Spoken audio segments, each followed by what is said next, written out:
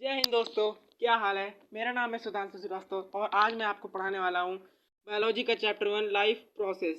Friends, ये बहुत important chapter है। बोर्ड एग्जाम में इससे बहुत ज़्यादा क्वेश्चंस आते हैं, वो भी बताएंगे, लेकिन पहले आप समझ लीजिए इस चैप्टर के बारे में। तो देर किस बात की, वीडियो को शुरू करते हैं।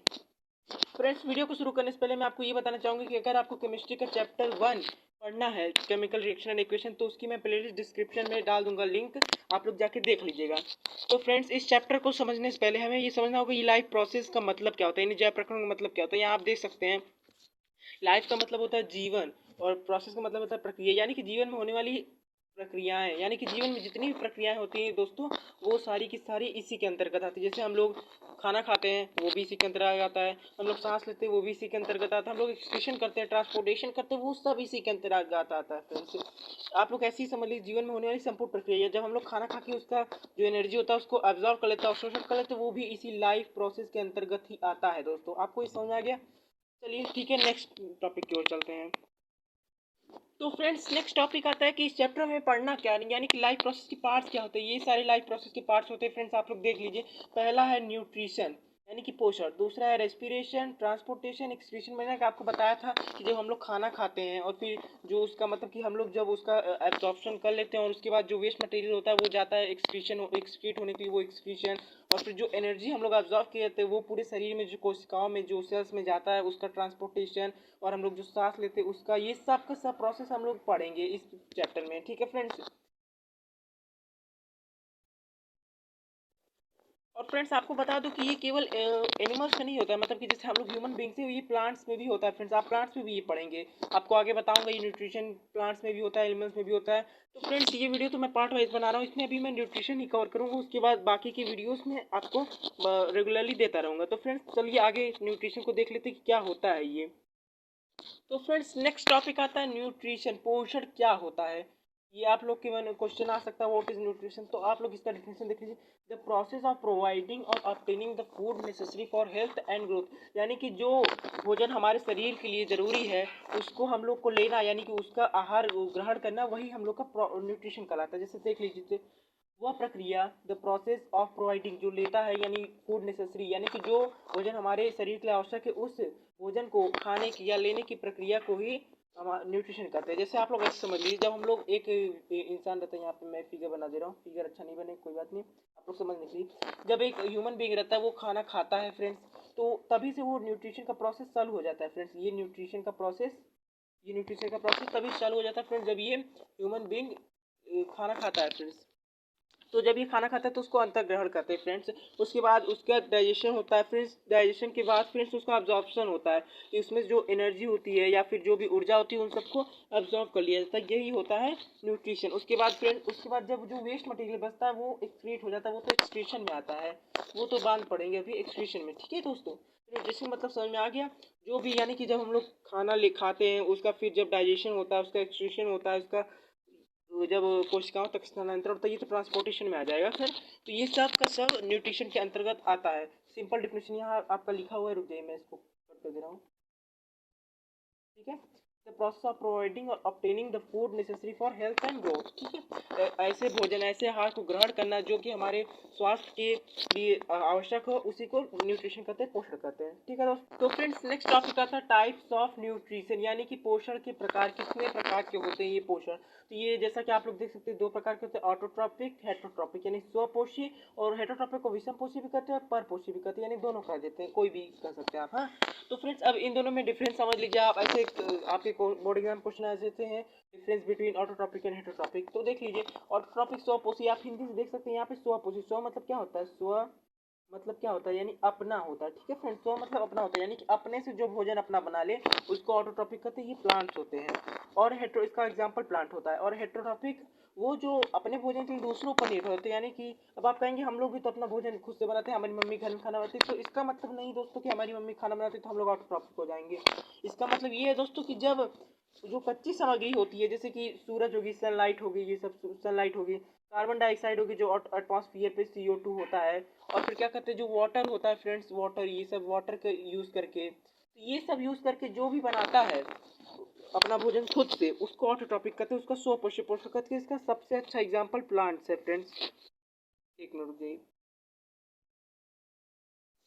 1 सेकेंड।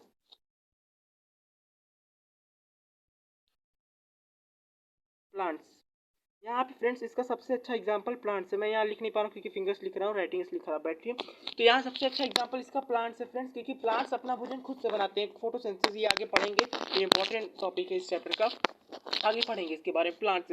तो फ्रेंड्स ऑटो टॉपिक हेटो टॉपिक में कंफ्यूजन क्लियर हो गया। अगर कोई भी कंफ्यूजन है आप कमेंट बॉक्स में लिखिए, मैं वापस वीडियो बना के आपको सिखाऊंगा फ्रेंड, क्योंकि मेरा काम है सिखाना, और जब तक आपको नहीं समझ आएगा तब तक मैं सिखाऊंगा फ्रेंड, ठीक है। तो फ्रेंड्स नेक्स्ट टॉपिक है न्यूट्रिशन इन प्लांट्स। हमने कहा था ये अगला टॉपिक आएगा न्यूट्रिशन, यानी पादपों में पोषण कैसे मिलता है। इसका सबसे अच्छा ये प्रोसेस होता है फोटोसिंथेसिस दोस्तों। ये फोटोसिंथेसिस के जरिए ही पादप यानी कि जो प्लांट्स होते हैं वो अपना भोजन बना पाते हैं। तो फोटोसिंथेसिस क्या होता है इसके बारे में आगे बताऊंगा, लेकिन पहले इसका एक मतलब रिएक्शन आता है, फॉर्मूला आता है, वो आपको देखना होगा। यानी इसका फॉर्मूला मैंने यहाँ लिख दिया, ये पूरा का पूरा इसका फॉर्मूला बहुत बड़ा फॉर्मूला है, ठीक है। यहाँ 6CO2, यहाँ 6CO2 प्लस 12H2O, और यहाँ पे एक एरो लगाएंगे ऊपर एनर्जी ऑफ सनलाइट यानी कि सूर्य के प्रकाश की जो ऊर्जा है वो लिखेंगे, ठीक है। उसके बाद क्लोरोफिल यानी पर्ड हरीम, पर्ड, मैं लिख नहीं पा रहा हूँ दोस्तों, पर्ड, एक मिनट रुकिए मैं लिख दे रहा हूँ, पर्ड हरीम, देख सकते हैं पर्ड हरीम ऐसे लिखाता है दोस्तों, पर्ड हरीम, इसी को क्लोरोफिल कहते हैं, सूर्य के प्रकाश की ऊर्जा। उसके बाद ये C6H12O6, ये बहुत इंपॉर्टेंट फॉर्मूला है दोस्तों, इसको याद कीजिएगा, इसको कहते हैं ग्लूकोज। यहाँ देख लीजिए मैं लिख दे रहा हूँ ग्लूकोज,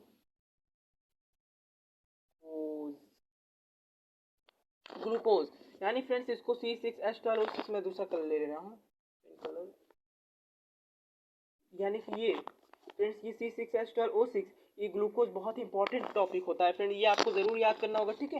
उसके बाद 6H2O, जैसे यहाँ 12H2 था यहाँ 6H2 हो गया, ठीक है। क्यों यहाँ 6H2, क्योंकि यहाँ H यहाँ पे ऑलरेडी है फ्रेंड्स, देख सकते हैं, तो 6H2O।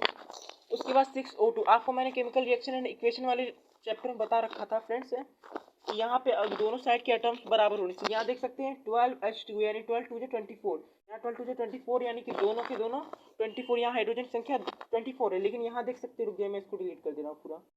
तो यहाँ देख सकते हैं फ्रेंड्स, यहाँ 12H2 यानी कि 12 2 24, यहाँ 24 है हाइड्रोजन की संख्या, यहाँ भी 24 है। कैसे, ये देखिए H12 है यहाँ पे, ये देख सकते हैं H12, और यहाँ 6 2 12 यानी 12 12 12 प्लस 12, यहाँ कितना हो जाएगा 24, यानी 24 इक्वल है फ्रेंड। इसीलिए ये केमिकल रिएक्शन एंड इक्वेशन वाली वीडियो में आपको अच्छे समझ में आ जाएगा, आई बटन में भी दिया, नहीं तो डिस्क्रिप्शन में लिंक भी दिया, वो आप लोग देख लीजिएगा।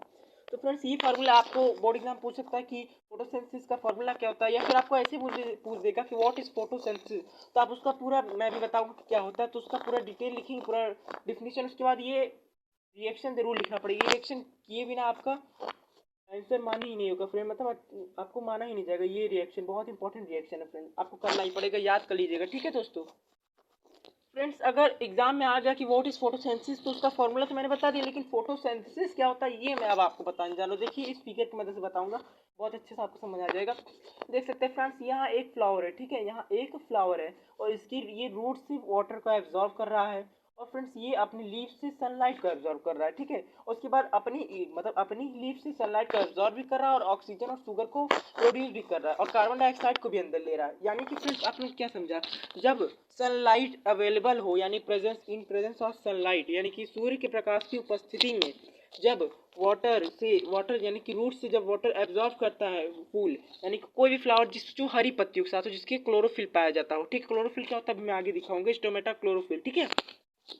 जब ये सूर्य का प्रकाश और वाटर अवेलेबल होता है, तो वो स्टोमेटा के थ्रू, यानी रंध्र क्या होता है मैं आगे बताऊंगा, रंध्र के थ्रू कार्बन डाइऑक्साइड को अंदर लेता है, और फिर जब अंदर फोटोसिंथेसिस क्रिया कर लेता, मतलब अपने उसमें क्रियाएं करके अपना एनर्जी बना लेता, तो उसके बाद ऑक्सीजन और शुगर को वो रिमूव कर देता। फिर जब हम लोग जो इंसान होते हैं फ्रेंड्स, ये इंसान होते हैं, तो ये ऑक्सीजन को इनहेल करते हैं और कार्बन डाइऑक्साइड को एक्सहेल करते हैं। मैं पेन कलर चेंज कर ले रहा हूँ, सॉरी, पेन कलर, देख सकते हैं फ्रेंड, जब ये ऑक्सीजन को इनहेल करते हैं तो कार्बन डाइऑक्साइड को एक्सहेल कर देते हैं फ्रेंड, तो फिर ये कार्बन डाइऑक्साइड फिर पौधे ले लेते हैं, फिर ऑक्सीजन को एक्सहेल करते हैं, फिर यानी कि ऐसे ये लाइफ साइकिल चलता रहेगा फ्रेंड। ये कार्बन डाइऑक्साइड को अंदर लेंगे, ऑक्सीजन छोड़ेंगे, और हम लोग का ऑक्सीजन को अंदर लेंगे, कार्बन डाइऑक्साइड छोड़ेंगे, यानी हम लोग एक दूसरे से साइकिल में बंधे हुए हैं। यानी कि अगर हम लोग नहीं रहे या प्लांट्स नहीं रहे, तो हम लोग मारे भी जा सकते, मतलब कि ह्यूमन प्रजाति खत्म हो सकती है। इसीलिए कहा जाता है कि प्लांट्स को लगाओ और पेड़ पौधे बचाओ, ठीक है फ्रेंड्स। अब फ्रेंड्स आपके दिमाग में एक और क्वेश्चन हो रहा होगा, तो sunlight, water, stomata, carbon dioxide, ये सब कुछ जरूरी है फोटोसिंथेसिस के लिए। अगर इनमें से एक को ऑप्शन मतलब कि एक ना मिले, यानी ये सनलाइट ना मिले, कार्बन डाइऑक्साइड ना मिले, वाटर ना मिले, या तो ये तीनों ना मिले, या फिर इसमें से एक ही ना मिले, तो क्या फोटोसिंथेसिस हो सकता है? नहीं फ्रेंड्स, फोटोसिंथेसिस नहीं, यानी कि इसके लिए सब कुछ जरूरी है। सनलाइट जरूरी है, कार्बन डाइऑक्साइड जरूरी है, वाटर जरूरी है, ये सब बहुत जरूरी है दोस्तों। इसके बिना ये फोटोसिंथेसिस की प्रोसेस हो ही नहीं सकता, ठीक है। और ये ऑक्सीजन और शुगर तो इससे बन रहा है, यानी ये जरूरी नहीं है, ये जब ये सब मिलेगा तभी ये बनेगा, ये जरूरी नहीं, ये तो निकल रहा है। ये रिएक्टेंट्स एंड प्रोडक्ट्स, मैंने आपको केमिकल रिएक्शन वाली बताई थी, ये प्रोडक्ट्स है, रिएक्टेंट्स, ये सब रिएक्टेंट्स नहीं रहेंगे तो प्रोडक्ट्स बनेंगे कहाँ से, ठीक है। यहाँ पे और एक टॉपिक देख लेते हैं दोस्तों, प्रकाश संश्लेषण के लिए आवश्यक पदार्थ, यानी नेसेसरी सब्सटेंसेस फॉर फोटोसिंथेसिस। तो यहाँ पे देख सकते हैं 4 तरह के सब्सटेंस दिए हुए, सूर्य का प्रकाश यानी सनलाइट, कार्बन डाइऑक्साइड, जल और क्लोरोफिल, यानी ये चारों की चारों इंपॉर्टेंट। लेकिन अब आपको लग रहा है केवल यही चारों इंपॉर्टेंट, नहीं दोस्तों, इसके अलावा और भी बहुत ज़्यादा, जैसे लाइट हो गया। लाइट मतलब कि सूर्य के प्रकाश ही नहीं, और लाइट में भी हो सकता है, ये आप लोग जान लीजिएगा। और सूर्य का प्रकाश हर जगह अवेलेबल होता है, इसलिए हर जगह आपको ये पढ़ाया जाता है। नहीं तो ये जो मामूली लाइट होता है वहाँ पे भी हो सकता है, LIG, अरे यार, GHT, लाइट, ठीक है दोस्तों। तो फ्रेंड्स हमने फोटोसिंथेसिस तो समझ लिया क्या होता है, लेकिन मैंने आपको कहा था क्लोरोफिल और स्टोमेटा, मैं अभी आपको आगे बताऊंगा, तो देख लीजिए फ्रेंड्स, क्लोरोफिल क्या होता है, स्टोमेटा क्या होता है। पहले स्टोमेटा देखेंगे फ्रेंड्स, देख सकते हैं यहाँ 2 तरह की स्टोमेटा दिखा रहा है, एक तो ओपन स्टोमेटा, दूसरा क्लोज्ड स्टोमेटा, यानी कि बंद स्टोमेटा भी होता है, बंद रंध्र और खुला रंध्र, इसको हिंदी में रंध्र कहते हैं, रंध्र कहते हैं, ठीक है दोस्तों। इसको हिंदी में रंध्र कहते हैं, आप लोग को मैंने देख के दिखा दिया। तो अब यहाँ पे देखिए दोस्तों, एक चीज आपने गौर की होगी, जो बंद रंध्र यानी क्लोज स्टोमेटा से H2O और CO2 बाहर जा रहा है, यानी कि पेन का कलर चेंज कर लेता हूँ, यानी कि H2O और CO2 बाहर जा रहा है, लेकिन जो खुला रंध्र है, जो ओपन स्टोमेटा है, उससे CO2 अंदर आ रहा है। यानी इसका मतलब क्या हुआ कि जो खुला रंध्र है उससे गैस अंदर आती है, जो प्रक्रिया में यूज हो, यानी रिएक्टेंट एक तरफ से कले CO2, लेकिन O2 और H2O जो बनता है वो बंद रंध्र से बाहर जाता है। ये आपको एक तरह से डिफाइन कर लीजिए इसको, कि दोनों के काम बटे होते हैं। जो खुला रंध्र रहता है, एक मिनट, ये जुड़ा रहेगा नीचे से, ये खुला रंध्र रहता है तो इससे CO2 अंदर जाता है, और जो बंद रंध्र होता है ये ऐसे टाइप का है, बंद रंध्र से केवल H2O और CO2 नहीं, O2 यानी ऑक्सीजन बाहर जाता है। ये एक तरह से मतलब दोनों का काम अलग है, तभी तो ये दोनों ओपन स्टोमेटा, क्लोज स्टोमेटा अलग अलग है, नहीं तो एक ही स्टोमेटा होता, दोनों काम अलग अलग है, इसलिए दोनों अलग अलग है। खुले वाले से केवल जो रिएक्शन, यानी कि जो होता है प्रोसेस, जो रिएक्शन होता है उसमें जो भाग लेगा वही अंदर जाता है, जैसे CO2, ठीक है। और यानी अब आप कहोगे इससे लाइट भी तो अंदर नहीं जाता, सूर्य का प्रकाश, तो लाइट यानी कि फ्रेंड्स रंध्र से अंदर नहीं जाता, रंध्र से केवल गैसों का आदान प्रदान होता है, लाइट का भी हो जाता है, लेकिन यहाँ पे केवल गैसों का दिखा, तो गैसों को समझिए, ठीक है। अब देखिए यहाँ H2 और जो यानी प्रोडक्ट्स बनेंगे वो H2O से और O2 निकल जाएंगे यहाँ बंद रंध्र से, ठीक है। तो चलिए दोस्तों, मैं यहाँ एक और फिगर आपको लेके दिखा दे रहा हूँ। रंध्र यानी कि स्टोमेटा ऐसा दिखता है, वो उसमें देख रहे थे कैसा दिख रहा था, छोटा छोटा, इसमें मैंने यानी कि जूम इन करके एक तरफ से लीजिए दिखाया गया, ठीक है। तो अब इसके पार्ट्स हम लोग देख लेते हैं। देख सकते हैं ये वाला जो पार्ट है, ये यानी कि ये दीवार, यानी कि ये खुला हुआ मुख है, इसी से जो कार्बन डाइऑक्साइड होता है वो अंदर जाता है, ठीक है। और ये बंद रंध्र, ठीक है, यानी कि आप लोग को ये तो समझना गया। लेकिन अब इसके बाद आप लोग देख रहे होंगे यहाँ पे ये जो दीवारें हैं, ये देख रहे हैं, ये दीवार कहते हैं इसको, यानी दीवार यानी फ्रेंड्स जैसे कि दरवाजा, ये दरवाजा है, मान चलिए ये दरवाजा खुला हुआ है, तो दरवाजा किस पे लगता है, दीवार पे लगता है ना, तो ये दरवाजा है, ये दरवाजा, ये दीवार है। वैसे ही फ्रेंड्स इसमें दरवाजा है, इसमें भी, बस वो बंद है, तो इसमें भी दीवारें तो रहेंगी, दरवाजा भले ही बंद है, लेकिन दरवाजा बंद रहता तब भी तो वो दीवार से पकड़ा रहता है, यानी कि फ्रेंड्स ये दीवारें हैं, ये दरवाजा है, ठीक है। एक तरफ से ऐसे समझ लीजिए फ्रेंड्स, स्टोमेटा का स्ट्रक्चर आप देख ही सकते हैं फ्रेंड्स।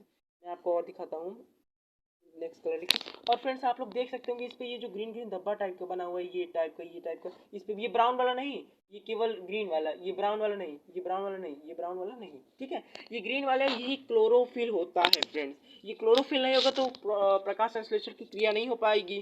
कैसे नहीं हो पाएगी, इस पर एक्सपेरिमेंट दिया हुआ फ्रेंड्स, मैं आपको आगे करके दिखाऊंगा, पहले आप ये समझिए, ठीक है। यानी कि फ्रेंड्स क्लोरोफिल कहाँ होता है, रंध्रों पे होता है, ठीक है। और क्लोरोफिल के बिना प्रकाश संश्लेषण की क्रिया हो भी नहीं सकती फ्रेंड्स, ये भी जरूरी है, ठीक है।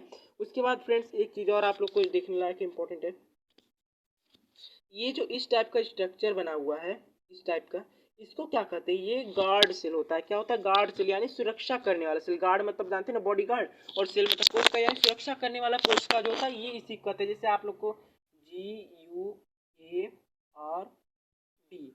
ये गार्ड होगा, ठीक है। गार्ड सेल, इसको गार्ड सेल कहते हैं फ्रेंड्स, इसमें भी ये गार्ड सेल है। बस इन दोनों में एक चीज़ अंतर है कि इसका दरवाज़ा खुला हुआ है, इसका दरवाज़ा बंद है। बाकी दीवारें इसमें है, इसमें भी है, इसमें क्लोरोफिल है, इसमें भी है, गार्ड सेल इसमें भी है, गार्ड सेल इसमें भी, यानी कि स्टोमेटा में सब कुछ ऐसे ही रहता है फ्रेंड्स, ठीक है। तो फ्रेंड्स नेक्स्ट टॉपिक इस तरह का है, एक्सपेरिमेंट दिया हुआ है फ्रेंड्स। जैसे आप लोग देख सकते हैं यहाँ एक एक्सपेरिमेंट किया हुआ है। तो फ्रेंड्स नेक्स्ट टॉपिक में ऐसे पूछा जाएगा कि जैसे कि जब आप जानते हैं कि फोटोसिंथेसिस की जब क्रिया होती है तो ऑक्सीजन निकलता है, तो ऑक्सीजन निकलता भी है कि नहीं ये दिखाइए। जैसे देख सकते हैं ये वाला जो निकल, अरे सॉरी, ये वाला जो पार्ट है ये देख सकते हैं, यहाँ पे मैंने एरो बना दिया है, ये ऑक्सीजन निकल रहा है। तो अब यही दिखाना है, ये देख सकते हैं बिंदी बिंदी टाइप का, मैं आपको अभी और फिगर पर बना के दिखाऊंगा। ये देखते बिंदी टाइप का, ये सब ऑक्सीजन निकल रहा है। तो ये सब कैसे निकलता है, ये एक्सपेरिमेंट दिया हुआ है फ्रेंड। 4-5 एक्सपेरिमेंट है, तो मैं ये आपको नेक्स्ट वीडियो में यानी नेक्स्ट पार्ट में कवर करवाऊंगा, क्योंकि वीडियो पहले ही बहुत लंबी हो चुकी है और मैं ये पार्ट वाइज बना रहा हूँ फ्रेंड्स, ठीक है। चैप्टर बहुत लंबा है दोस्तों, लेकिन घबराइए मत, बहुत इजी है, ठीक है। याद ध्यान दीजिए, चैप्टर लंबा तो है लेकिन बहुत इजी फ्रेंड्स, ठीक है, अच्छे समझ में आ जाएगा। 4-5 एक्सपेरिमेंट है फ्रेंड्स, उसके बाद ऑटोट्रॉपिक न्यूट्रिशन खत्म हो जाएगा, उसके बाद हेटरोट्रॉपिक न्यूट्रिशन चलेगा। और जब हेटरोट्रॉपिक न्यूट्रिशन खत्म हो जाए तो यानी ये एक जो न्यूट्रिशन जो टॉपिक है, पोषण, ये कंप्लीट हो जाएगा। फिर अगले टॉपिक पे हम चलेंगे, रेस्पिरेशन हो गया, ट्रांसपोर्टेशन हो गया, एक्सक्रीशन हो गया, ठीक है फ्रेंड। तो मिलते हैं नेक्स्ट वीडियो में, तब तक के लिए जय हिंद। और अगर चैनल को सब्सक्राइब नहीं कर रखा तो कर दीजिए, क्योंकि नेक्स्ट वीडियो जल्दी आएगी फ्रेंड्स।